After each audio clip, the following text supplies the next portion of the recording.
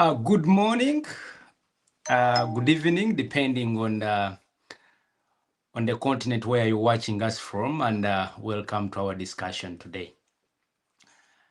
Tonight we are going to talk about something that every human being does, something that we all do and we all enjoy doing, and yet very few of us actually truly understand. Tonight we are going to talk about sleep. Friends, what if I told you that the difference between good health and chronic diseases could actually be the difference in your bedtime? What if the reason behind your rising cases of hypertension, diabetes, depression, burnout, and weak immunity that you and your families are experiencing today is actually not due to diet or lack of exercise, but simply due to lack of quality sleep? We understand.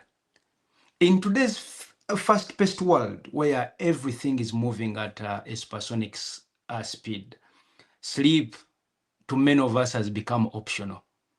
Many of us actually are debating whether to sleep or not, whether it's important or not. I understand we sacrifice a lot for work, social media, entertainment, and being productive, like the world wants to force us to. But here is the reality. Science tells us a different story. Sleep is not a luxury. It's a medicine. It's prevention. And good sleep is self-care. In fact, today's sleep is survival. Millions of people are silently suffering from sleep depression and sleep disorders actually without knowing the long-term damage that is happening inside their bodies. The effects are affecting their hearts, their brains, hormones, mental stability, and even life expectancy. So many sciences is actually relating long life to adequate sleep. This morning, we are so privileged that we are going to unpack the science of sleep, the dangers of ignoring good sleep, and the practical solutions to improve sleep. Because at Mr.Selfcare, we believe that better sleep doesn't just mean feeling rested or lying on a bed. It means living longer, thinking clearer, and protecting your health. I kindly ask you to stay with us as we uncover why sleep may be the most powerful and yet most neglected pillar of public health.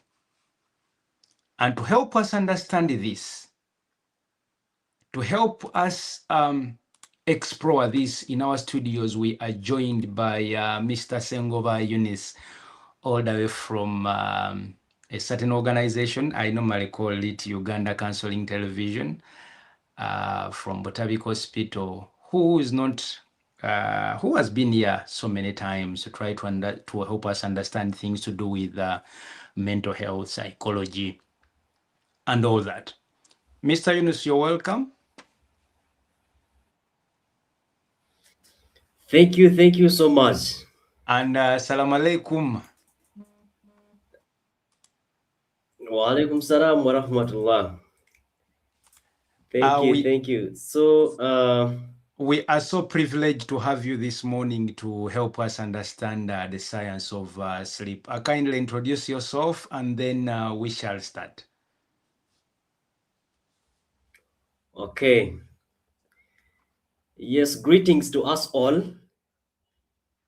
Thank you very much for tuning in from wherever you are, from within or outside your garden. I'm very grateful indeed of sharing a platform today with you and deepening our understanding and reflections on sleep as a mm, powerful tool of self-care. mm, So my name is Yunus Sengoba. I am a counselor by profession. mm, I reside here within Uganda. mm, I do my work with Butarika National Mental Health Referral Hospital, mm, particularly in addressing drugs and behavioral addictions. mm, I'm also the CEO of the Counseling Television Uganda, a platform that is raising mental health awareness in mm, our communities here, and also the Consortium for Counseling Uganda, a mm, youth-based mental health organization that mm, champions mental health activities, mm, basically through providing counseling and guidance in our communities. So I'm very grateful indeed of having you with us today, and appreciations to you, Mr. Selfcare, for such mm. continuous engagements in promoting the health and well-being of Mm. us. Thank you so much. Assalamu alaikum. Again, you're welcome to everyone that is watching in that has just joined in. I kindly ask you to subscribe, comment, but also remember to invite a friend to watch along and leave your comment section, your question in the comment section. Today, so many people struggle with sleep, and I have a lot of good colleagues of mine that continuously tell me how they are suffering actually to like to sleep, how they don't know what is happening with them, and many of them actually have been asking me to have a discussion around sleep to help them handle this problem. Mr. Yunus, to start with, is sleep depression slowly killing more people than actually we realize today? Yes, very true. Mm, Very true. So, sleep is very essential. mm, It's not a luxury to us. So, sleep, in terms of the quality, the amount of time we sleep,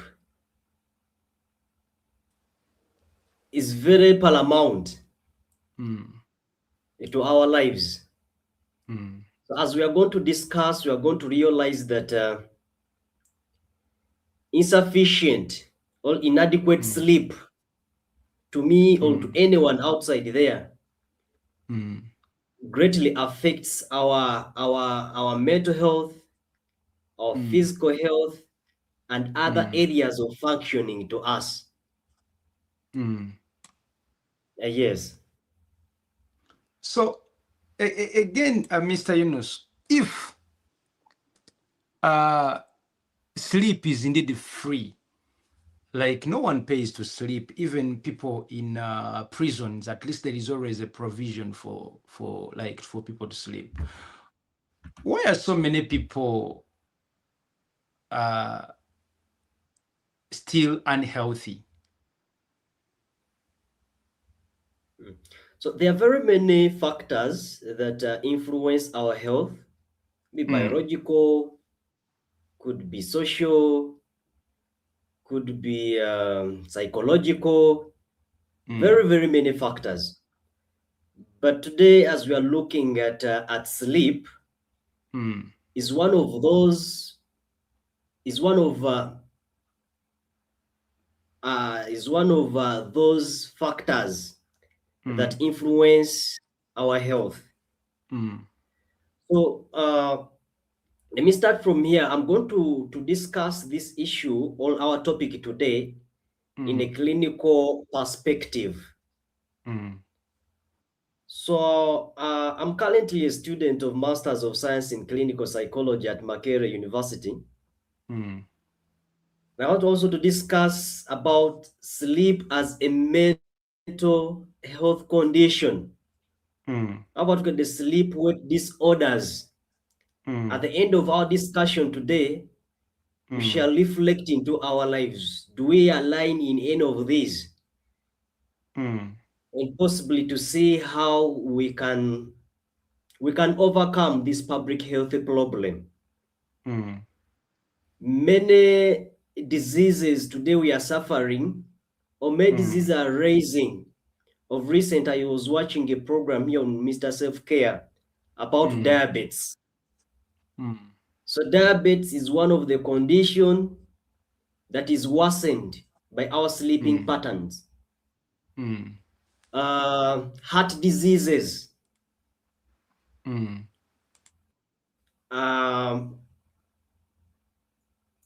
and many other illnesses.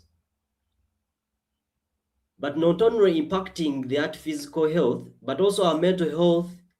Like for example, as I'm going to discuss some of these disorders, maybe you can allow me briefly to go through them a bit. Before we go there, Mr. Yunus, I want you to help our viewers understand what happens during sleep. What happens at night when we sleep? Yes. So what happens when we sleep? Let us start from understanding what is sleep itself. Yes. Okwebaka chechi. Yes. Okwebaka So chechi. like you said, it's something that is free to all of us. Something that is free to all of us. But I want to caution that sleep is not an option. It's essential to us. Yes.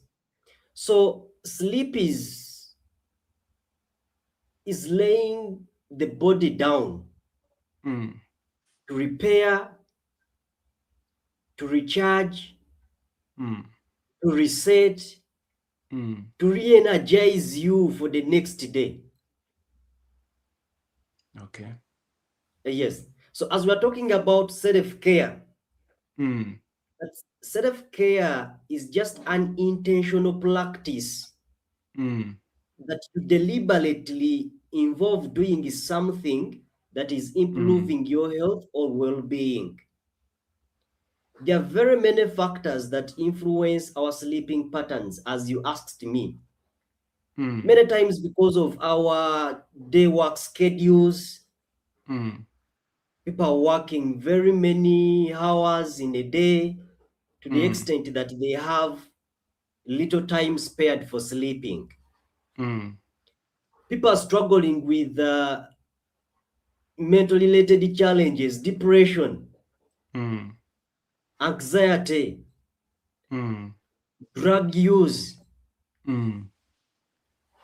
trauma.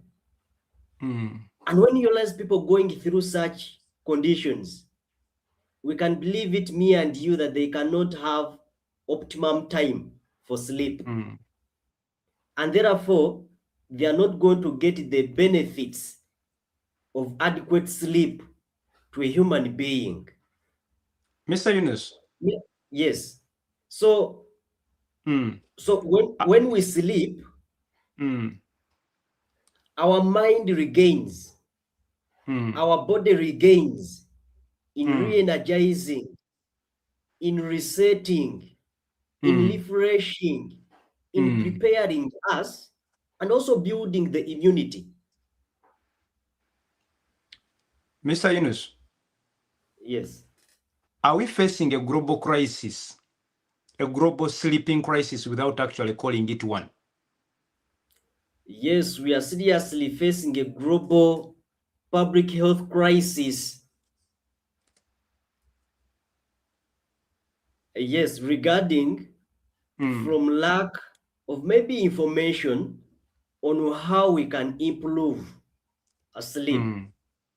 Maybe on issues where people are having lack of knowledge on how is it important for us to sleep. Like for example, one of the factors that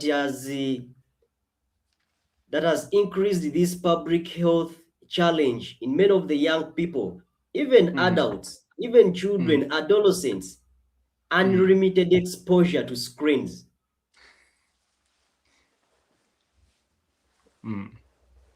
You see that? Yeah. So finding it that we are having not enough time to sleep.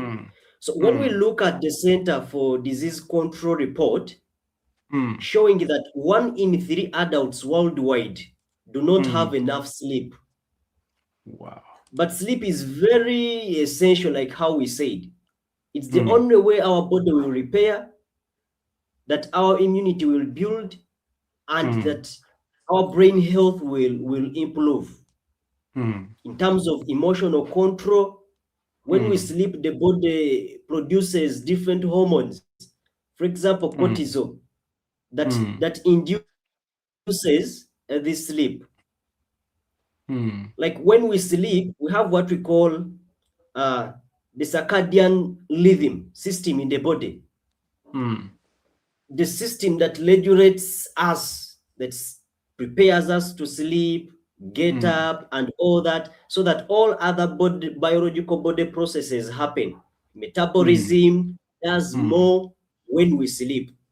Food breaking down, getting absorbed in the bloodstream, and being utilized to provide different benefits, all saturated throughout the body. That process is more when we get enough time to sleep. You see that?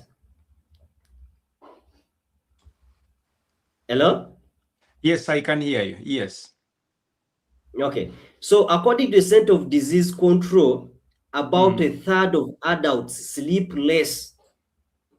So the normal time for everyone to sleep would be 7 hours per night. But a third of the population sleep below this recommended amount of time. Hey, and many times people wake up, they are so tired, a lot of tiredness. We get exposure risks to serious health conditions. Yes. So let us start from there, Mr. Yunus.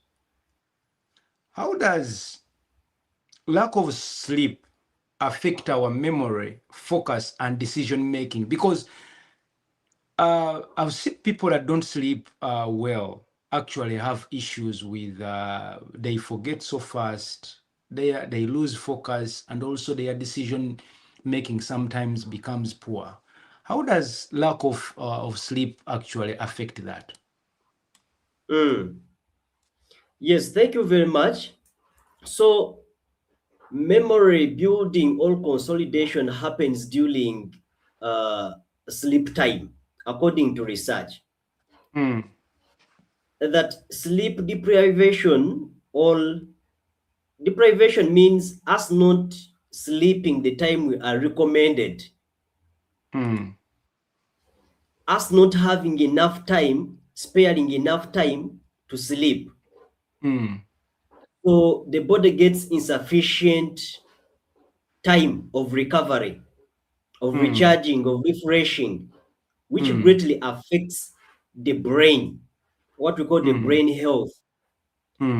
So there is some research that was conducted by the Harvard Medical School that depriving ourselves from sleep affects mental processes like problem solving, emotional regulation, creativity, and many others. So, because we do not have enough sleep, we shall get induced to many stressors. Because there are these stressors taking most of the time during the day, during the night. Someone is always struggling with different stressors. So that's why for different mental health conditions at the hospital, and even in the medical facilities, Mr. Selfcare, you're a medical profession. Yes, please. Many times it's not all about taking medicines as being prescribed. But a healthy worker will go ahead telling you, please have enough sleep. Because it creates a supportive environment for even the medications to work. Hopefully that is right. Yes. Yeah. So when we do not sleep, we have high risk factors for increased depression, for increased anxiety, for increased traumas, and also people will get into use of drugs in order to help them to sleep. Yeah. So does that mean there is actually a link between sleep deprivation and depression or anxiety? There is a great link. Okay. There is a great link between these two. So when we do not spare time for us to have sleep, adequate sleep, irrespective of our schedules during the day and all that, we are increasing risk factors of us developing these health-related conditions. Because imagine someone with depression, the moods are very down, they have no interest in everything. And by the way, there's also research that shows that there is a high risk of suicidal behaviors as a result of lack of enough sleep. Mostly for people who are also having, they are having also mental health related conditions. Okay. Mr. Yunus, can you, what are there also direct risks of poor sleep to diseases like dementia? Yes. Okay. So you realize that how we've talked about it previously. Dementia, we can understand it in a way of persistent memory loss. Yes. Yes. And we've mentioned it here that if we lack enough sleep, it affects the brain processes. And one of these brain processes is about memory. Is about memory. So we get into a state of forgetfulness and chronic forgetfulness because we have not spared time in the form of having adequate sleep for the brain to recharge, to refresh, retrieve information, to coordinate its processes. That's Okay. why, like you said, a direct link of sleep to emotional regulation. Many people will lose emotional control in terms of getting so always annoyed, angry, irritation, soaring. You see? Because there is no enough time for the body or the brain to to do its normal functioning processes, because most of the work in our bodies happens during sleep. Okay. Yes. To everyone, everyone watching in right now, we are having a discussion around sleep, and sleep is one of the questions that many of you have been asking me to have a consultant or to have someone talk about. So many of you struggle with sleep, and we are going to have a discussion about all this. But if you're new here, I kindly ask you to comment, to like, but also to share this like with someone that could be struggling with sleep.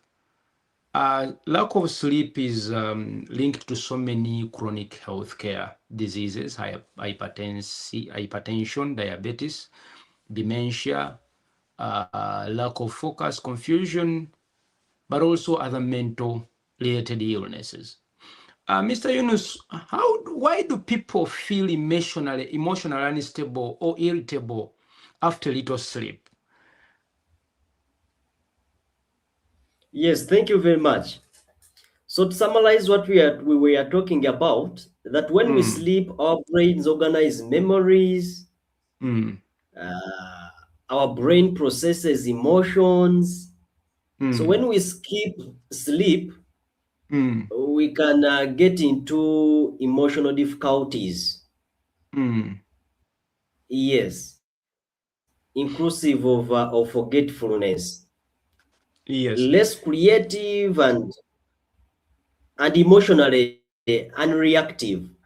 So when people have little sleep, Mm, that means that they are going to be an influence on their behaviors. mm, So in this case, what do we mean by behaviors? Behaviors are the way we live, the things that we are doing. mm, So you can even look at them, the physical expression, the physical appearance of someone who has had inadequate sleep. mm, They are generally weak, mm, they are moody, mm, they are fatigued, they mm, look exhausted, they mm, look sad, they look, they have no interest in what they are doing. mm. You see that?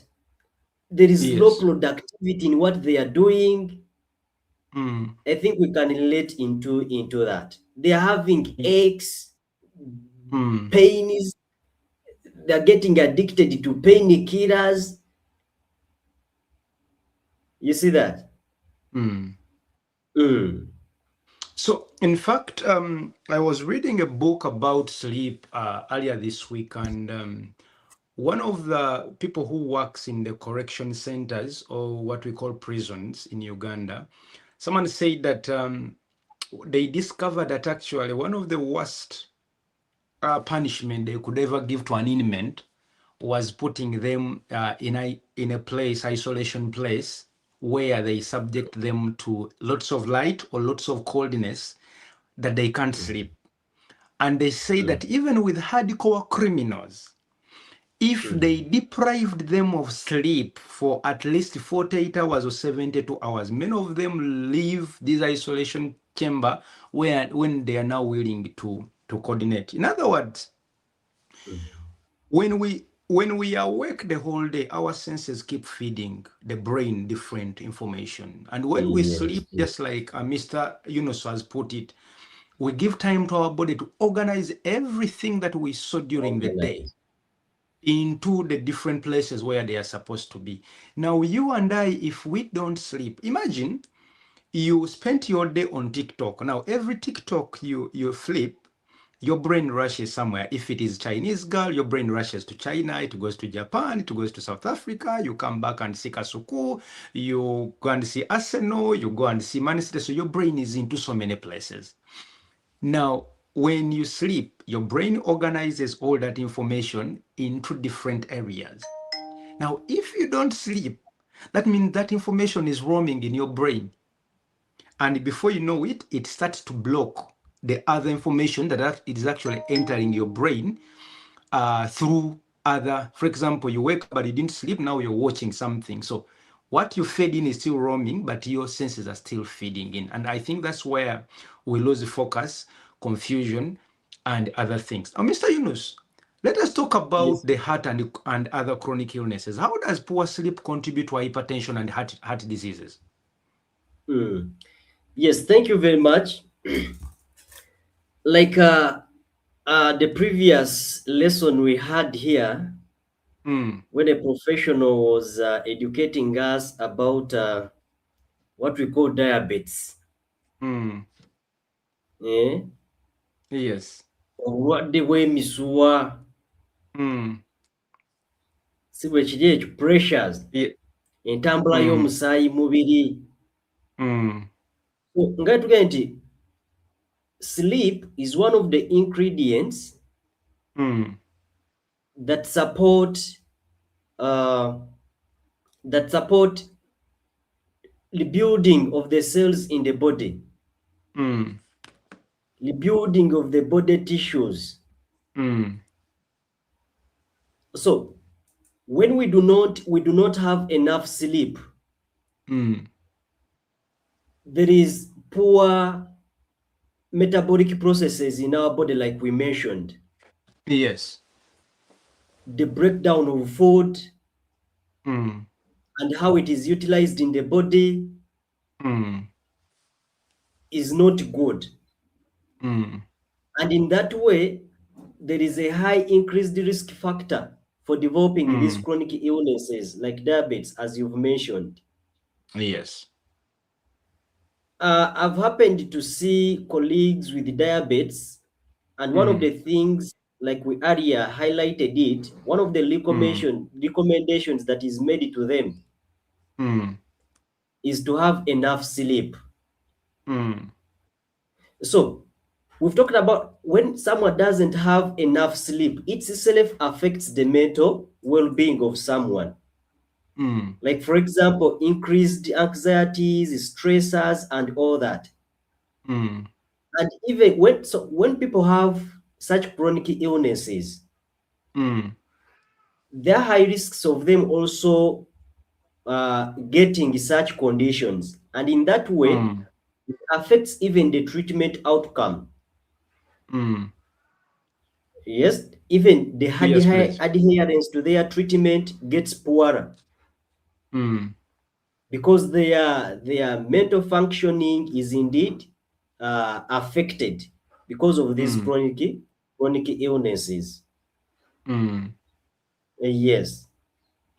So, uh, I think actually it also to add on that makes a lot of understanding because imagine uh, I would look at your heart as a pump that is keeps pumping blood. Now, if you don't sleep, and I mean, your body remains awake, your brain is awake, your muscles are awake. That means there is more need for oxygen, more need for nutrients. So your Yeah. heart keeps pumping. So that means your heart is pumping, imagine, for 24 hours. Now, people that have pumps at home, imagine you have a pump that never rests and keeps pumping because there is need. After some time, definitely it's going to get a problem. And I think that's our hearts.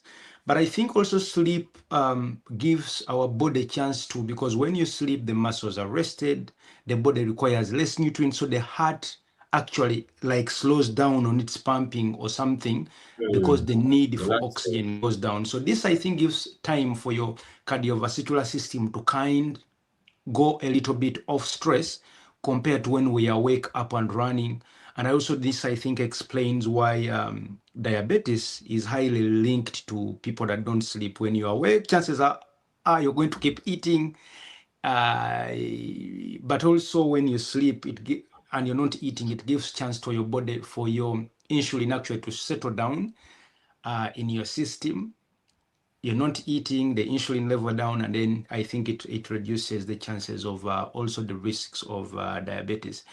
Mr. Yunus, Yes. do we have a chance that saying if a person improved their sleeping pattern or sleeping discipline, does this really reduce their risks to stroke and heart attack? Yes, when we improve our sleeping patterns, Yes. uh, we can prevent Mm, ourselves from risk mm, factors exposing us to such chronic illnesses. mm, Not only that, even to people who already have such chronic illnesses, mm, improving their sleep patterns mm,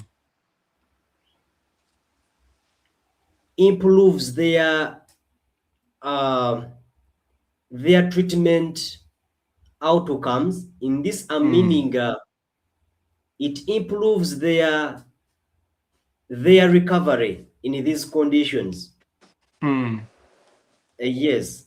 So when we are deliberately positioning ourselves Mm. to how we are improving our health and well-being, Mm. we need to become so intentional and prioritizing sleep as a basic practice of self-care. Mm. Because when we do that, like how we Mm. mentioned, that sleep, Mm. when we sleep, uh, this quality of sleep protects our cells in the body, Mm. body processes are going on well.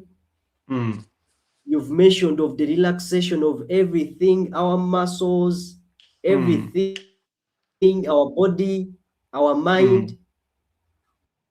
and body processes are going on well. Mm. So this could be one of the pathways on Mm. how we can prevent developing these conditions. Okay.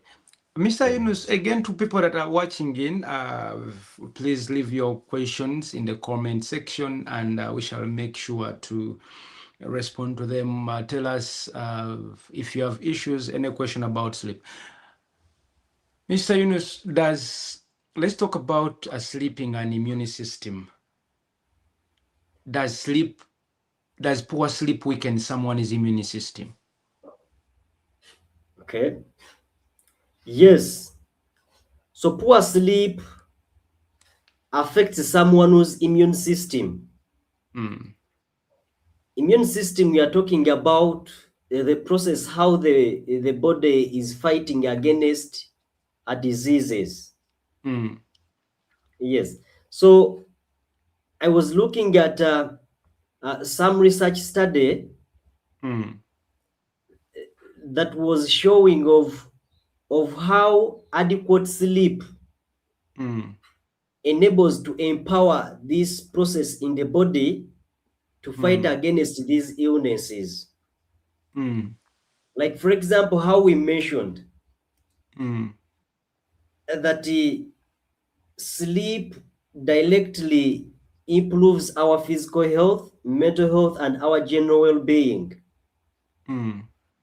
So when we sleep, the Mm. body produces many hormones, Mm. regulates many hormones. Mm. Like, for example, poor sleep increases the stress hormones. Mm. So when we do not sleep, have enough time to sleep, there is a Mm. high risk of continuing worsening our stressors of the day, even other conditions. Mm.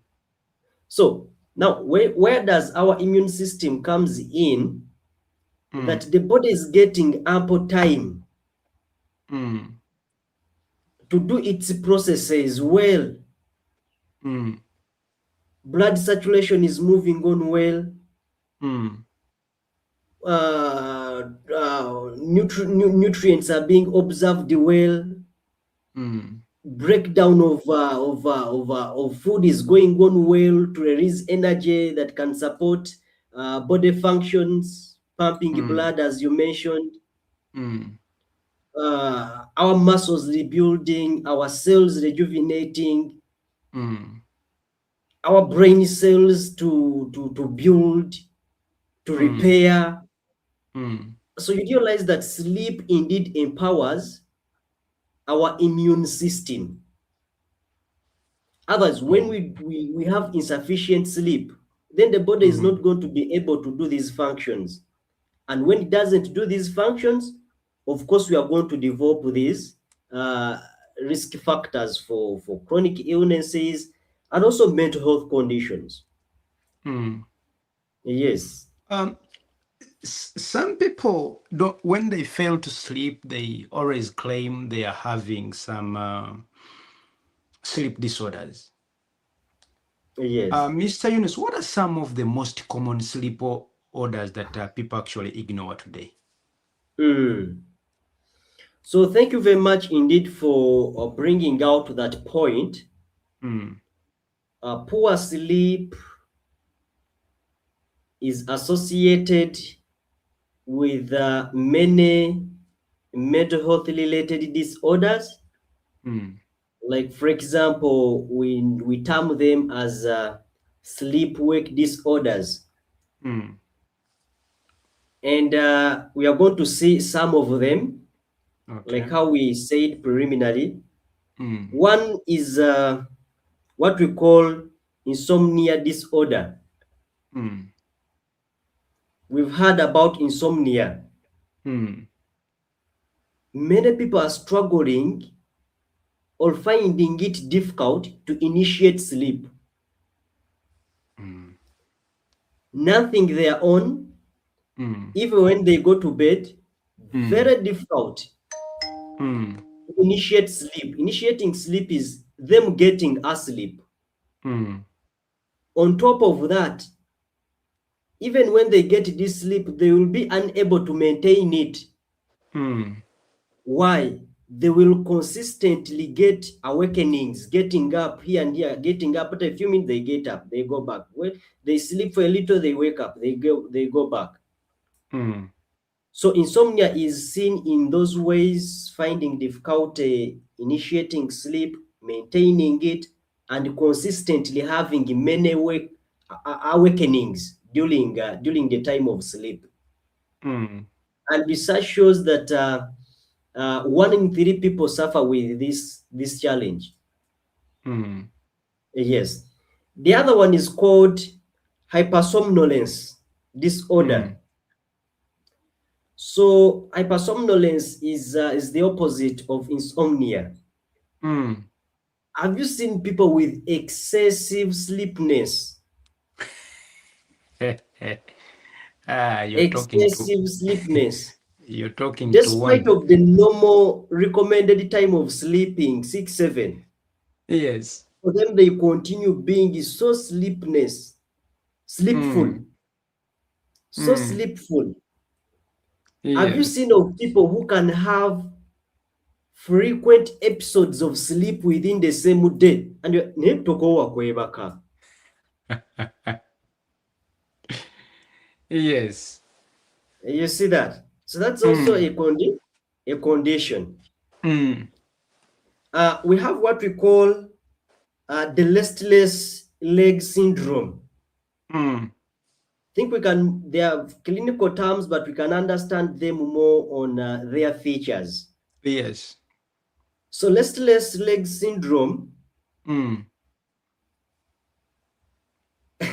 I know we are going to, you should not diagnose people within our spaces. Yes. Having one feature might not necessitate that someone is going through it. But how do we see this condition? There are many people during the night, always their legs are moving. Someone who is there might ask, how does that one happen? They're asleep, but the legs are moving throughout wherever they are sleeping, whether in the bed or anywhere. Are these the Studies are people that showing normally that. yes. You wanted to say what? Are these the people that normally kick the blanket away?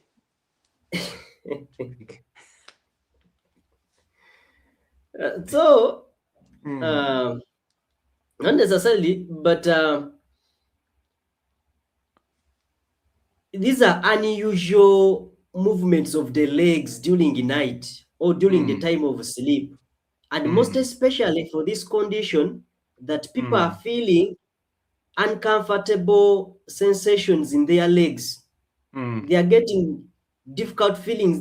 They feel there are difficult feelings in their legs.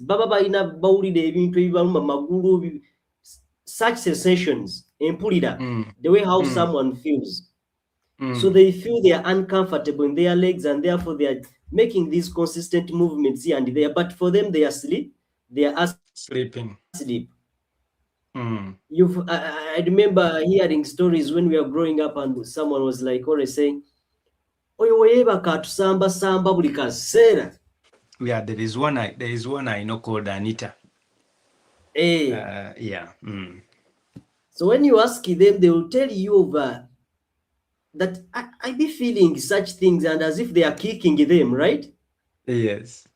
They are having those visualizations as they are sleeping, and they are as if Mm. they are they are fighting something, as if they are running something, and all that. Mm.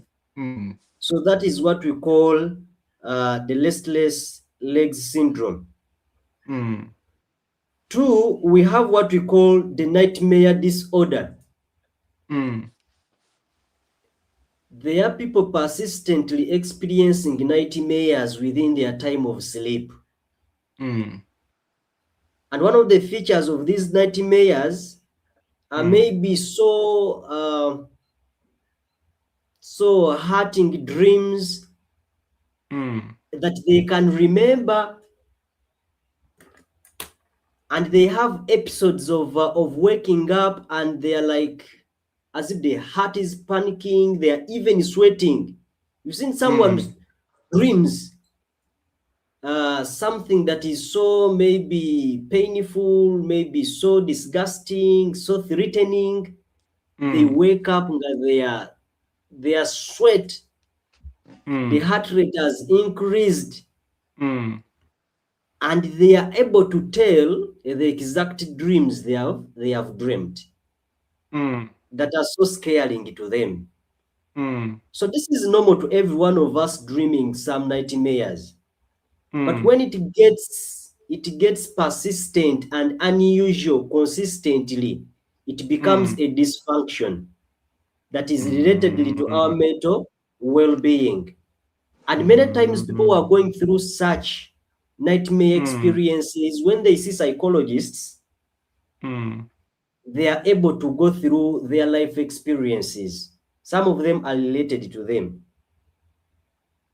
Okay. Are we together? Yes. Okay. So we do have also another sleep-wake disorder that Mm. we call them breathing-related disorders. Mm.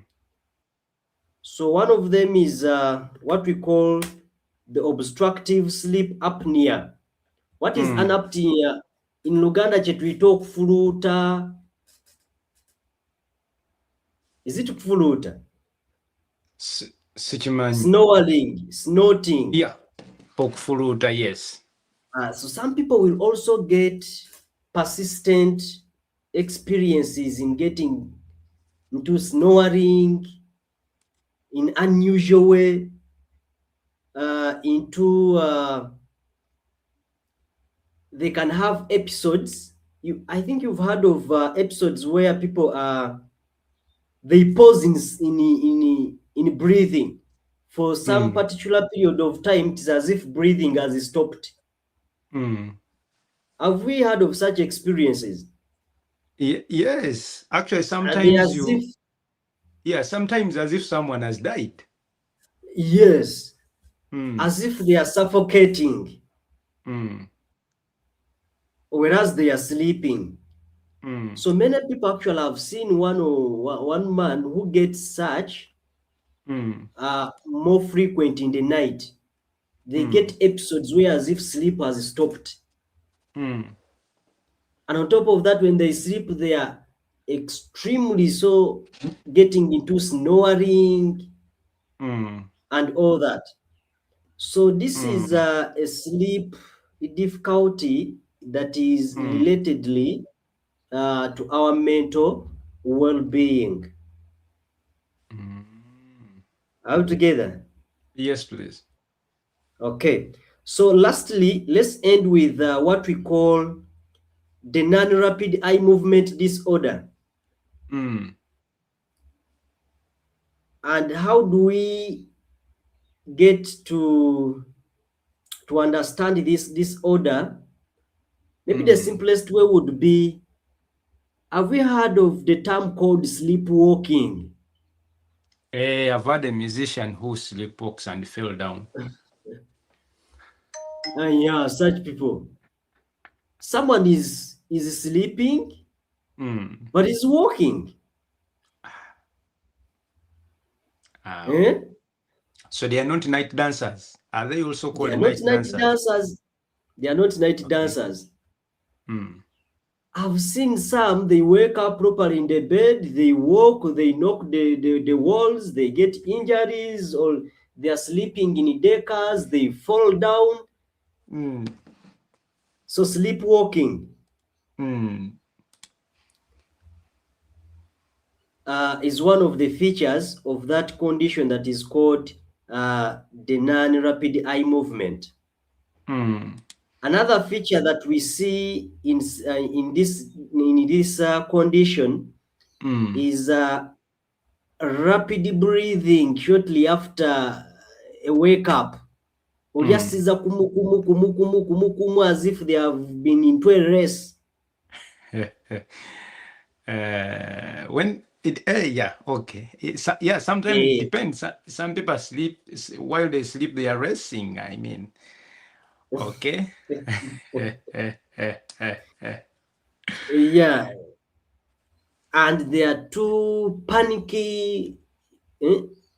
Just Yes. shortly after getting up, they are too panicky, and we hear what is happening.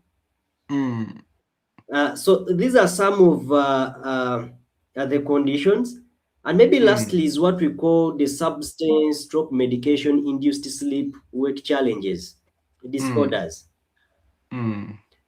People who are onto drug addictions, different kinds Mm. of drugs, and they are unable to sleep. Mm. They are unable to sleep. Mm. So drugs that people use subject them to lack of sleep. Mm. And most times people get onto them that they are helping themselves to get sleep. Mm.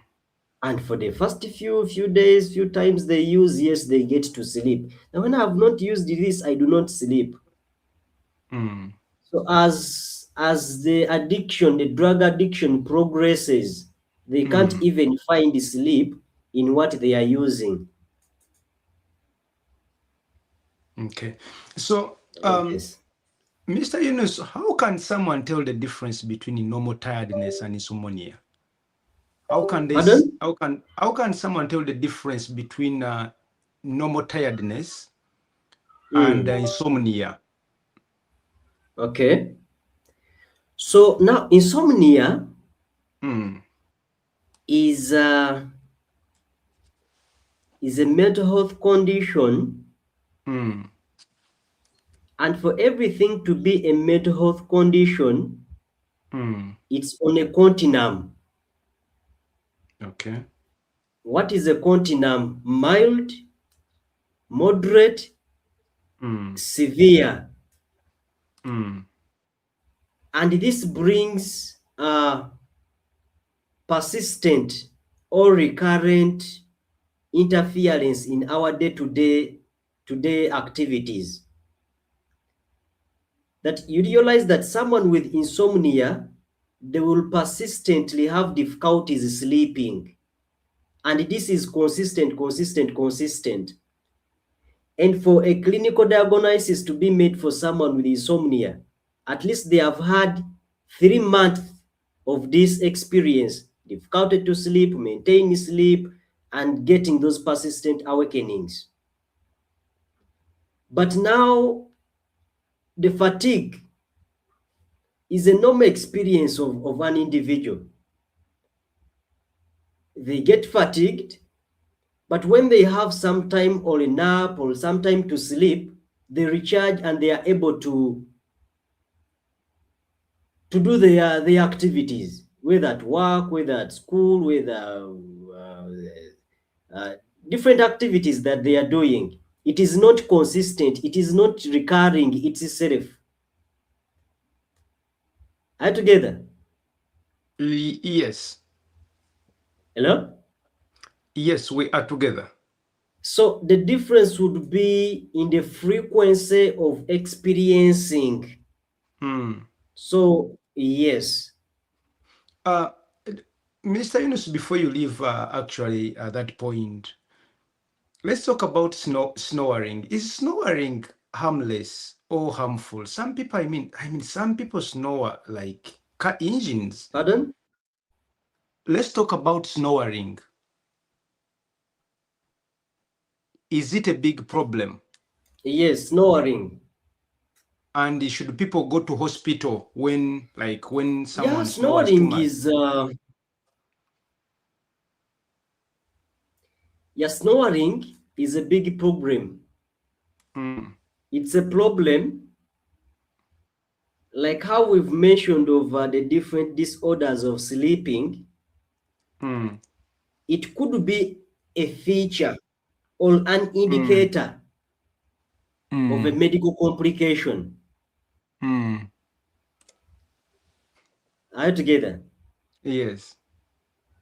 So it could be it is telling what is someone is struggling of, Mm, snoring. mm, And when they go to a medical facility, I'm not an expert in that area, but mm, I've also heard it is directly linked to many conditions.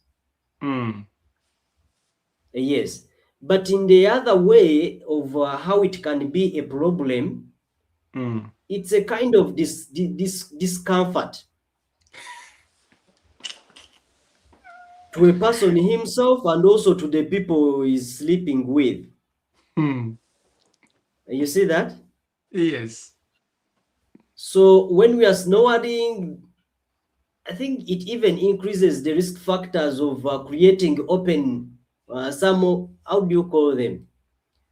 Risk factors to having in foreign bodies. Do we call them foreign bodies in the medical field? Yeah, I think. Actually, Uh-huh. the reason I was laughing, I Mm. was having a discussion with one of my friends, a female, and she said, Mr. Chimbo, one of my non-negotiables, one thing I can't Mm. stand in marriage is a snoring man. And I said, what? I said, yes, Chimboa. When I sleep over and the guy snores like an old car, I'm leaving the next morning. And I'm like, what? He said, An yes. old You car. know? For what she said, one question I ask men So snoring, on the first date is so if they snore.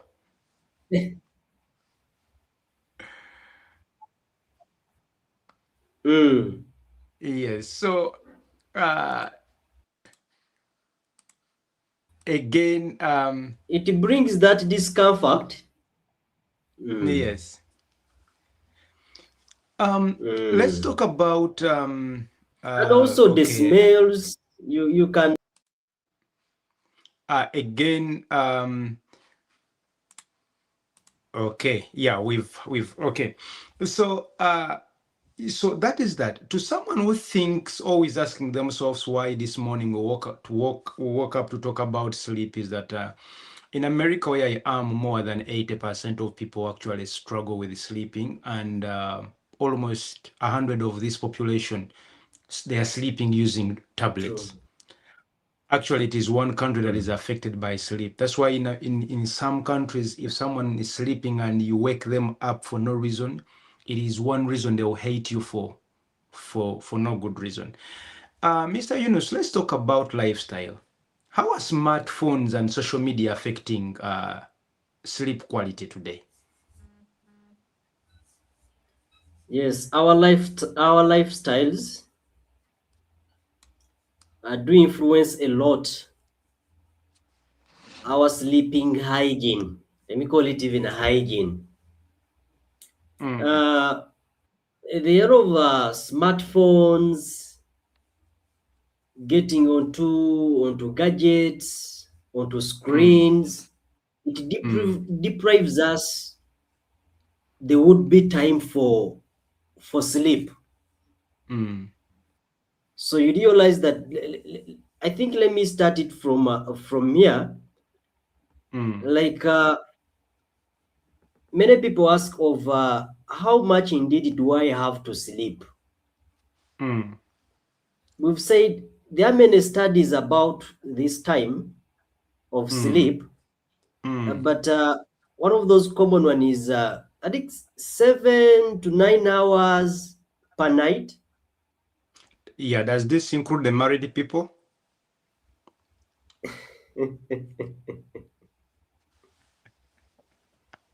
So it also it includes us all, whether married, whether not married. We are going to Okay. solve how we integrate this to have a normal sleeping time required for each and everyone. Because Okay.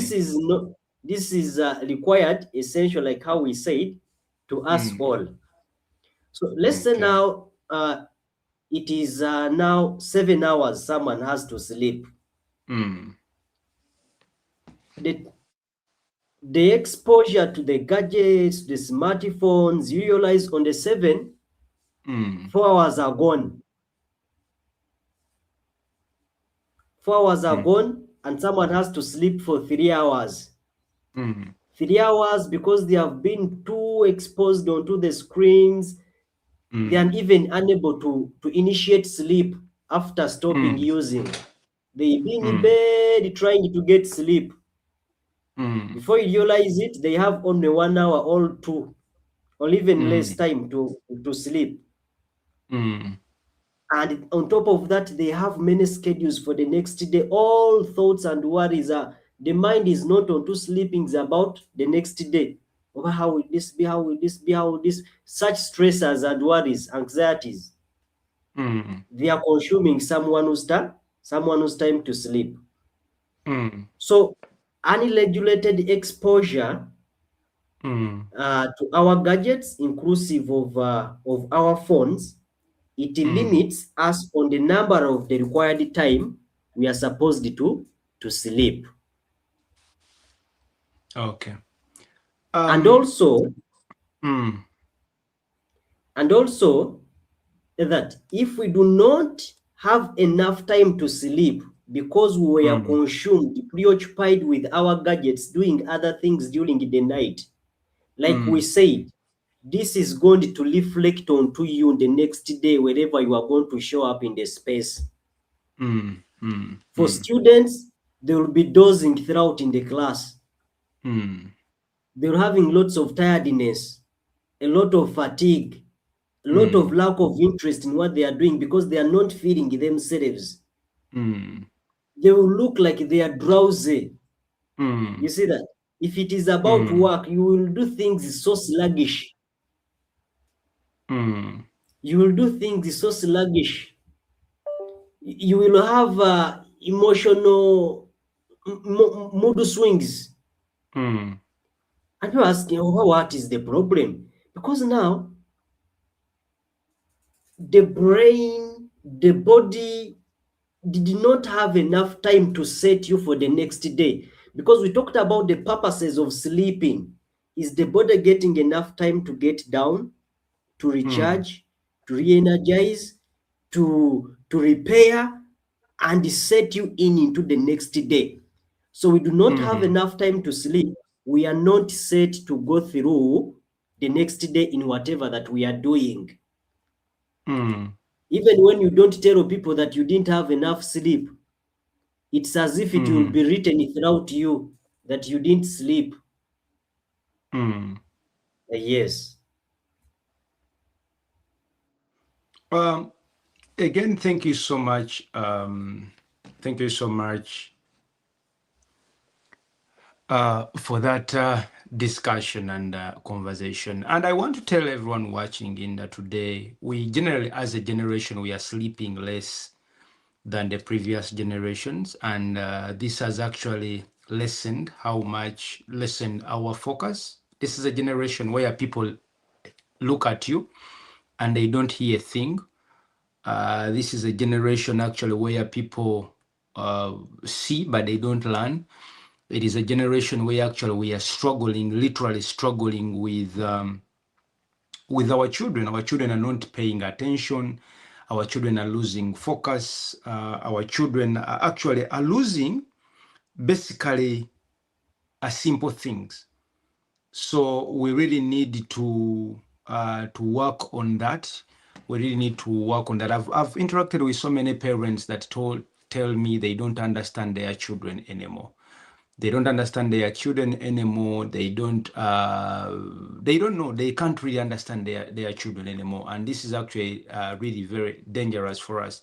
But the reason or the simple explanation is mainly due to the fact that actually children are not sleeping well. We have families where every child sleeps at the time they feel like. And I think it is at this point that I ask parents to develop sleeping routines for their children. Children are spending so much time on phones, children are spending so much time on social media, and all this is affecting their sleep. We're having people that Watching are driving. film. Yes, we're having people that are driving while sleeping. We're having people that Yeah. are spending nights on TikTok. We're having people that I mean, it has affected our reasoning capacity. We're a generation that has a lot of information at our display, but can't reason.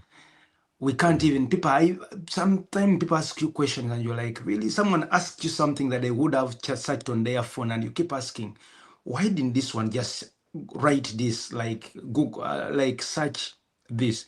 The reason is because we're a generation that is busy, that is hustling, and this is affecting our sleeping pattern. In the end, it is affecting the qualification or the thinking capacity, the IQ of the generation as an entity. This is a time where you see someone do something and you're like, really? Did he just do that? The Yeah. reason is simple. We're in a generation that is decaying in terms of mental health, and we are losing focus, we are losing clarity, we are losing the debating.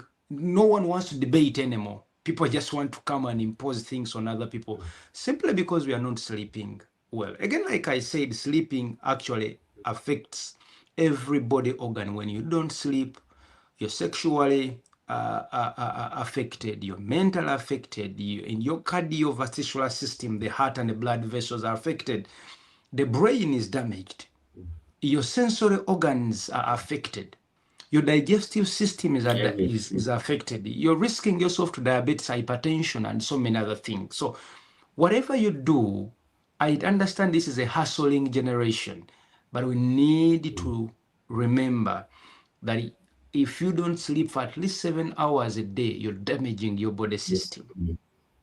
You may want to work day and night. You may want to have things done. You may want to have office at home. But I'm telling you, every hour that you don't sleep, actually, you're lessening your longevity or your life expand. Let us look at practical solutions, Mr. Yunus, before we call it a day. What are simple steps that can help someone to improve their sleep? Mm. Thank you very much. I want to appreciate you for the highlight you've made, uh, Mm, getting in caregivers of all parents regarding mm, their children. mm, They are into their rooms doing whatever they want, lights are on or they are off, but all attention is onto screen, onto social media, onto films, mm, and they are not having enough time to sleep. And that in mm, the longer term subjects them to many health conditions that will mm, be costly to you as a parent mm, and to a child. mm, Yes. So now let's look at some of the practical steps that we can use mm, to improve our sleep hygiene. mm, Dear our viewers, sleep is very important for us, mm, and we can improve our sleeping hygiene if at all we get intentional.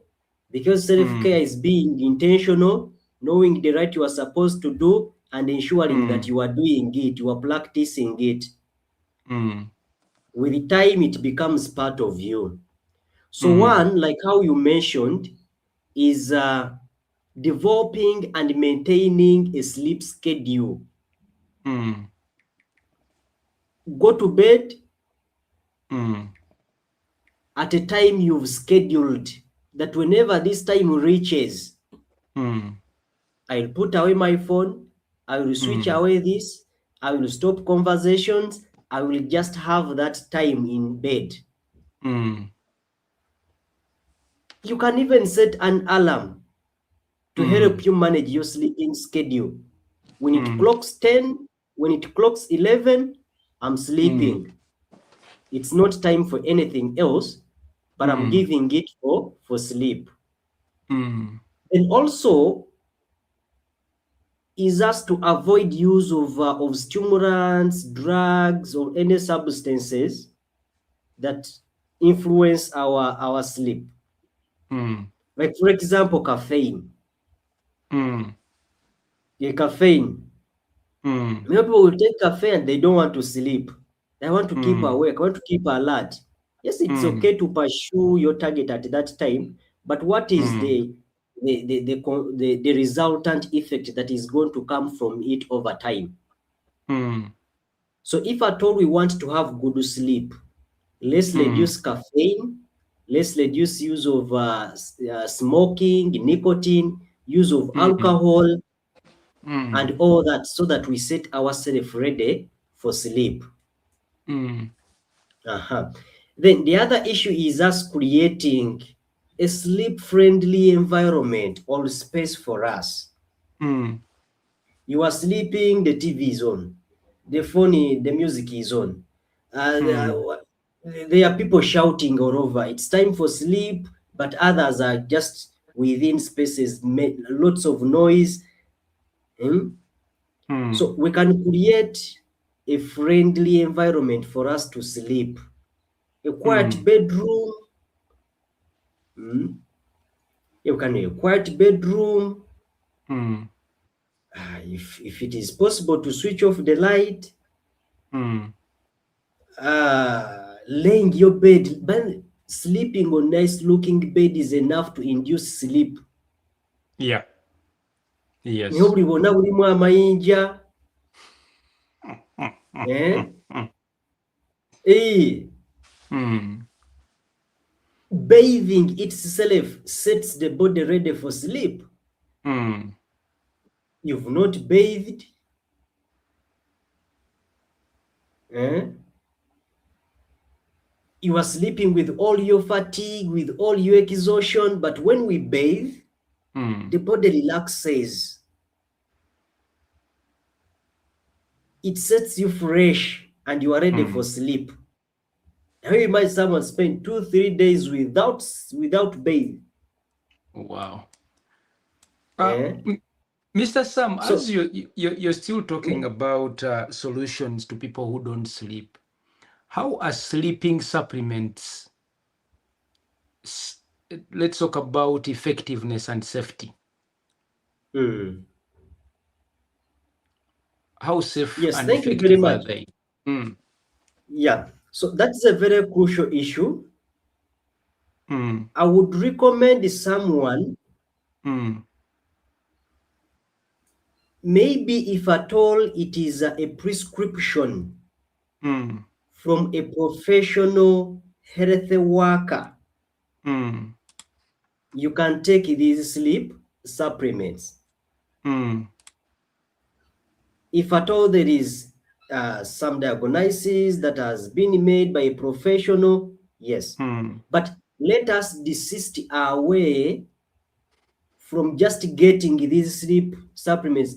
Every time you feel, you go and buy in the pharmacy, in the clinic. You've made Mm. it culture so casual to you. Mm. So those contribute even to these chronic illnesses that we've mentioned about, those medications, Mm.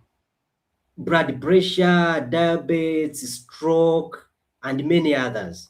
Mm. So there are many high risk factors for that. And also they are now going to turn into addictive substances to you. Mm. And in the longer term, you will get addiction challenges, Mm. health problems related to this that you are using. So if at all we consult a professional and we Mm. are taking these supplements on the purposes that have been directed to us, Mm. not us using them the way we want without any knowledge or guidance Mm. from a professional, it Mm. will be good. Then also the other way of us improving our sleep hygiene, Mm. do you have sleep complications? Talk to a professional. Some of Mm. these sleep problems that we mentioned, the disorders, Mm.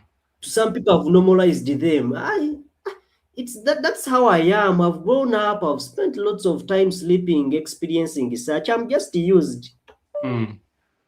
and they are getting into worse states. So these challenges or the conditions, sleep Mm. related conditions, are treatable.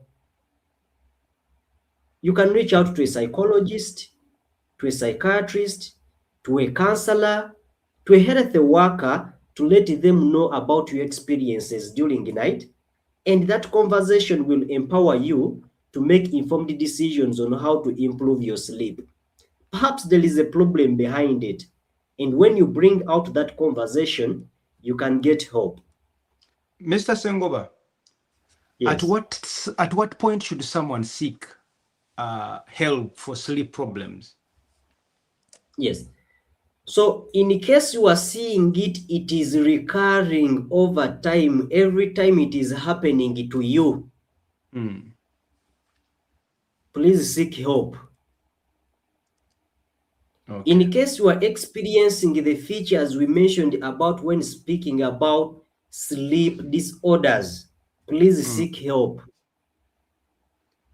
Let me tell you even, in case you feel you cannot control a behavior that is Mm. making you lose sleep, we Mm. talk about phone, and someone will, it is just simple, just putting there my phone.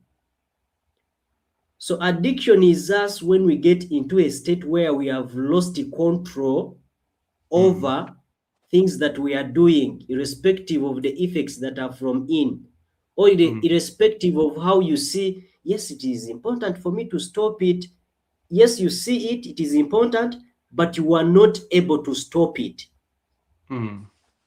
So when you get into any behavior, is it alcohol? Are they drugs? Are they supplements? Is it screen? Is it just going Mm. in bed, but indeed you are not finding sleep? Mm. Talk to a professional when you reach to such situations where they have Mm. overwhelmed you, where you feel you do not Mm. have control over them. As Mm. health workers, as counselors, psychologists, we are there to walk with you the journey in Mm. getting these things sorted. Um, So the other day, mm. Yes. the other habit I wanted us Mm. or practice that can improve our sleep hygiene Mm. involving in physical exercises. Mm. Physical exercises empower our body, our mind to have enough sleep. Mm. Because when we get into doing physical exercises, Mm. one of the positive effects we get from it is relieving stressors. Mm. Exercises are a natural stress reliever. Mm. Exercises are a natural uh, a natural process at Mm. which the body regains the energy, Mm. refreshes, rebuilds, and also exercises help us to manage some of the chronic illnesses, not only Mm. chronic illness but also other health conditions, because these health conditions will make you unable to have quality sleep. But when we evolve into physical exercises, the Mm. body is set, the immunity gets strong, and we are able to manage these health challenges. And in doing so, you will be able to have sleep. Together. Yes. The other way is us learning stress management. This is a Mm. psychological practice that we can use. Mm. We realize that a high proportion of Mm. people having sleep problems, they are Mm. associated with different stressors in their lives. Mm. Because the stressors, the whole day, the whole night, the whole week, the whole month, it's what they are carrying in their mind. Mm. Then how would they be able to initiate sleep or maintain sleep? Okay. They So, will wake up after 1 hour, they spend the rest of the time awake.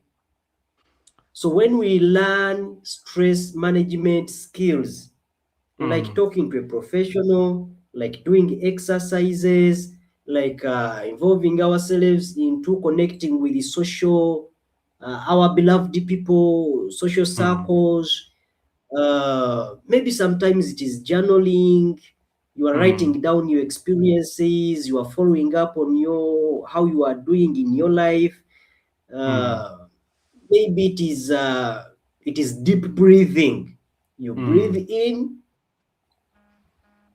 you hold, you release out for 3 to 5 times, and the mind is relaxing, the body is relaxing, and you are able to go to sleep. So let's learn how we manage our stressors so that they do not turn into devastating health effects to us. Again, as we come to conclude this, Mr. Yunus, do you think sleep should be treated as a national health public issue? 100%. And if you It think should be so, a national public health concern. okay.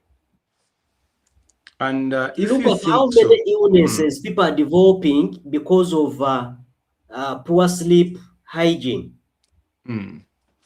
and I of hope. how much government expenditure is put into treating these conditions. So I wish to tell our viewers that prevention is better, Okay. So, because ag- prevention is free. mm, You can do it at any time. mm, You can do it as an individual and put a shield to yourself, a safeguard to yourself. mm, But at a situation where you've developed now a medical condition, you will have to spend or even move borders for treatment. But what did you need to do, Ale? Was to ensure that you keep away from distractors of you. When it is time to sleep, you are sleeping. mm, If there is a complex issue with your sleeping, you asked for support. mm. So when we engage ourselves into prevention, it is the better. Yes. Um, Again, do you think workplaces are contributing to sleep deprivation in some people? Very true. And Very what do you true. think? And what do you think workplaces actually can do to help to make sure their staff get enough hours of sleep? Mm. I think workplaces, what they can do is getting intentional onto the health and well-being of your staff. Mm, You can only achieve the targets of your organization, of your institution, of your business, or everything, if at all those working into it are healthy. mm, And therefore, how about we develop systems that are mm, supporting the health and well-being of these people? For example, for example, is it involving them into self-care activities, workplace activities? Sometimes they are going out for team building, mm, are having a health and well-being conversations that are happening in a workplace, whether as a group. Are we bringing in professionals to come and talk to them? Have we created a space where they can sincerely talk about their struggles, mm, and you are able to facilitate them seek support or get attention? mm, But the unfortunate bit of it, many spaces, many workspaces, managers, bosses are only focused onto the results of what a person is doing, neglecting what is fueling them to do what you want from them. Mr. Yunus, Yes. right now we are a Ramadan period and Lent period for Christians. And where we come from in Uganda, normal at about 6 a.m., there is always an addicted Muslim man calling people to go for morning prayers on loudspeakers. But also a lot of overnight every Friday from born again churches that tend to deprive us of a few morning hours of sleep, or sometimes overnight that go on. Do you think the government has done enough? Do you think we've done enough policy? We have enough policy in place to protect people's rights to sleep in conducive and quiet places? And what do you think we can do for religious places that some of us feel have gone over and above to disrupt our sleep? Yeah, I think of recent I heard of such reforms, such conversations, but it's unfortunate when it comes to implementing. Mm, Uh, yeah, developing countries, inclusive of Uganda, we are having a difficulty there. So to mm, me, I really think we need regulations. mm, We need regulations in place mm, so that we can foster such health and well-being programs. Yeah, and also safeguarding people from diversity of issues. That in mm, the end, it is the government itself suffering the consequences of the increased burdens of these cases. mm, So I really recommend having conversations on such reforms, putting up some regulations that can safeguard the people from such places where mm, such institutions are. mm, Yes, players are good, involving in our religious practices are good, but now we do have what we call the social responsibility of institutions in communities. mm, Yes, so a focus should be put there. Now, you even look at maybe bars that do late nights, maybe clubs, discos into residential communities of people, and people are unable to sleep. I know mm, somewhere in Tinder there is someone who told me is next to a certain recreation center there, mm, that on Thursday, Friday, we don't get any sleep at all here because the noise, the music is at the top notch. We've mm, engaged the chairman, the local leaders doing something, but all in vain. mm, So we just decided to leave it. So we realize that communities have not put structures, systems that are protecting the people from such uh, distractors, inconveniences mm. of normal life. Uh, Mr. Yunus, as we conclude, do you think you psychologists and mental health specialists have done enough to teach children in school the importance of adequate sleep, or you think there is a gap? I really want to start from a place of appreciating individuals and organizations indeed that are doing work Mm, in schools and many other spaces. mm, Of recent, indeed, there is a rise of mental health related conversations mm, in schools, online, media. So I really want to mm, appreciate that. Though now, when we look at sleep itself as a factor to improving health and well-being, such conversations have not been prioritized in such spaces. mm, You know, it appears normal, or it appears known to everyone, yet it is the opposite of it. Not everyone has this full understanding of how sleep is very impactful to our health. So I would suggest and call upon fellow organizations, people passionate about mental health, and also schools themselves to give mm, any more platforms for conversations, diverse conversations on health and well-being. mm. Yes. Um, The other if you challenge had to, is I've mm, also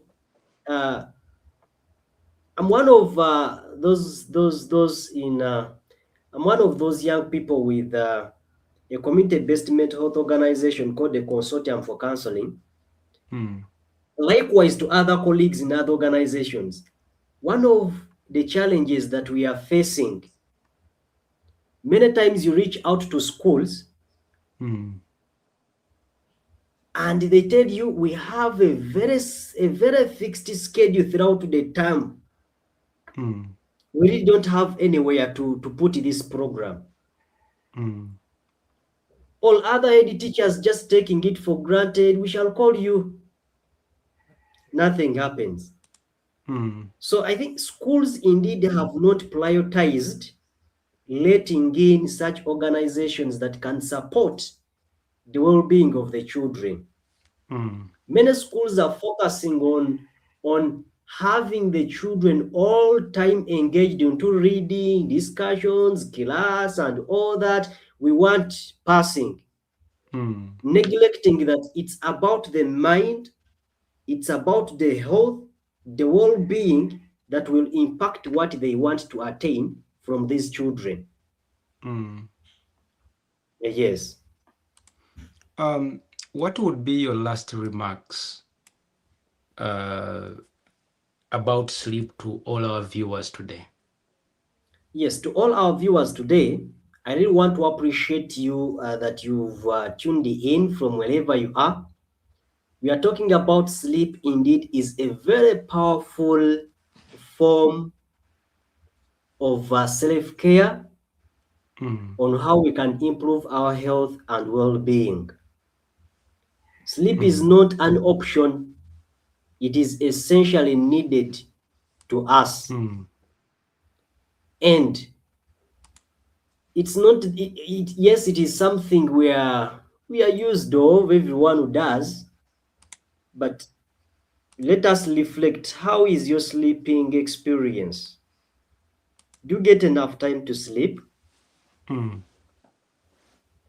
Do you have, what are your sleeping habits?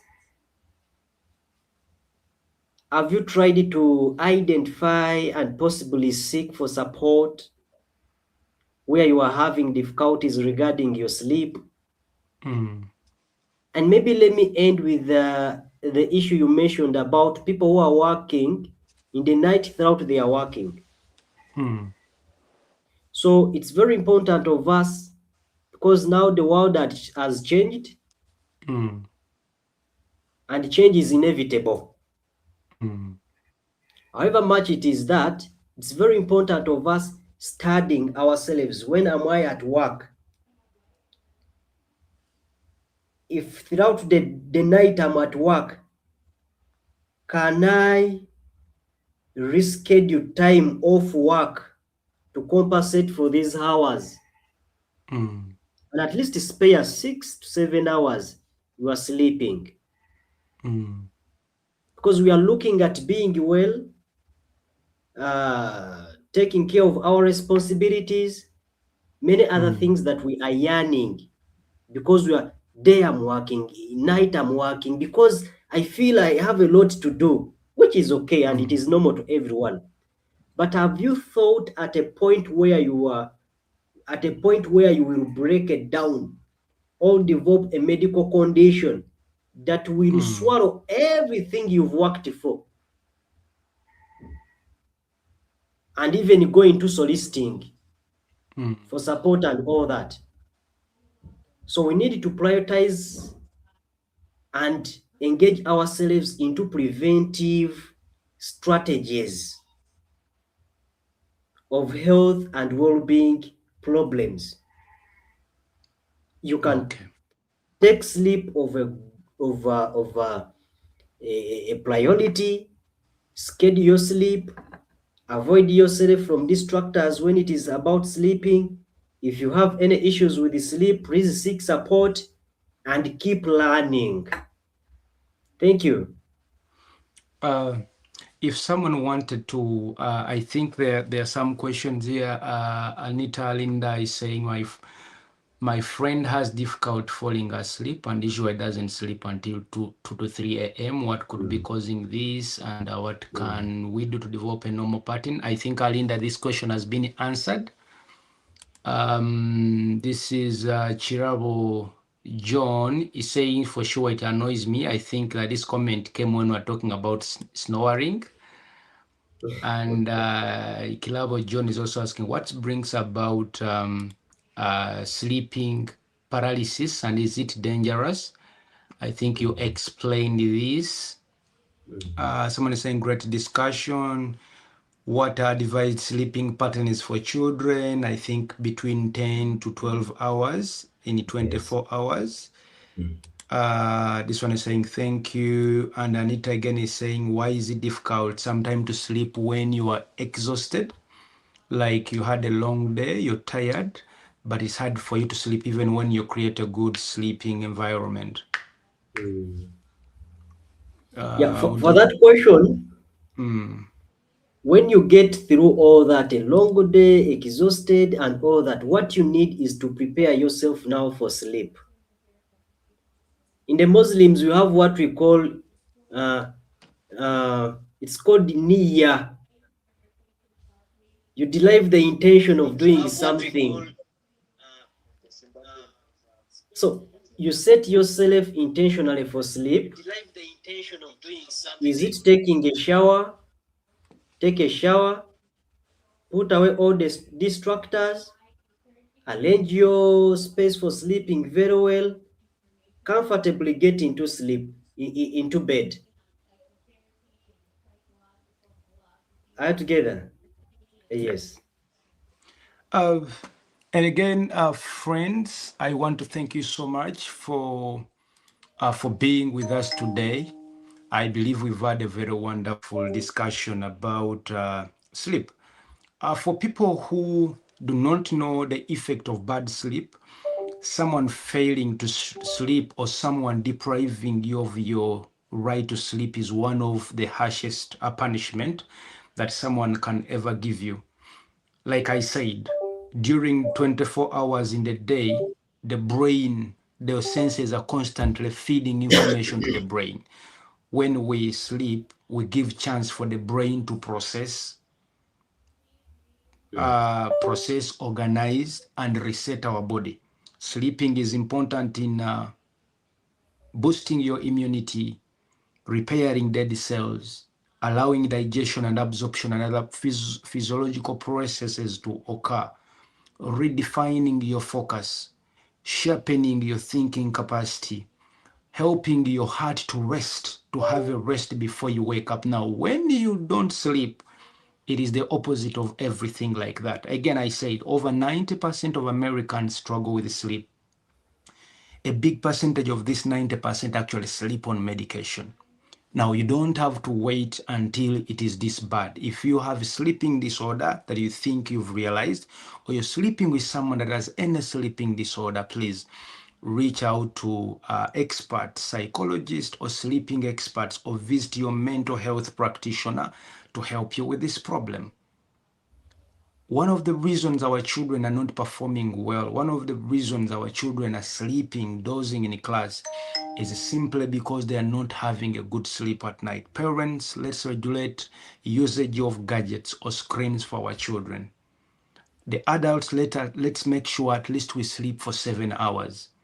Research is showing that we have over 2 million mad people or mentally disturbed people in Kampala, but only 100 of those are in Butabik Hospital and other mental hospitals, meaning the rest of the people are moving on the streets. And the causative agent, or one factor that is common to most of these, is lack of enough sleep.